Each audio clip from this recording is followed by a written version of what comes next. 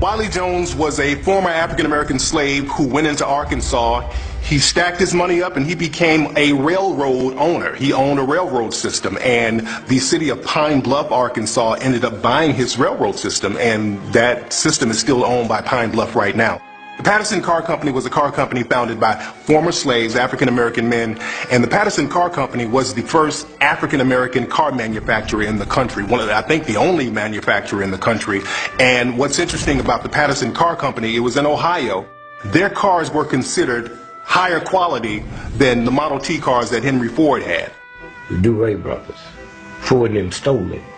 That's why all over the world, Ford never gets credit for inventing a car. He gets credit for mass production. The cars began coming off the assembly line at the rate of 1 every 40 seconds. Until that, they take one car and put it together. One car and put it together. But where did he get that from? George Washington Carver. George Washington Carver was never around black folks till he went to Tuskegee.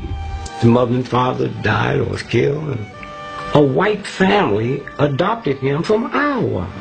You know, black folks in Iowa, except football players. So he went to grade school, high school, and they didn't have no segregation because they didn't have enough people. And so now George Washington Carver leaves after he gets all this education come out there. He goes to Tuskegee. Henry Ford came down to visit, like he always see his friend. And he said, Mr. Ford, I got something here. Study plants. And see, if you take this back and give it to your engineers, they can build more than one car at a time. He took it back. Mass production all over the world is called the plant, right? Everybody made joke of him because they said, well, you know, but the plants are talking to him. You know, is this how he's getting these properties of these plants? And George Washington Carver, in his quiet, dignified way, said, well, who taught me? I'm not saying that they talk to me like they got a tongue, but I can look at a plant and see what it can do for the human family.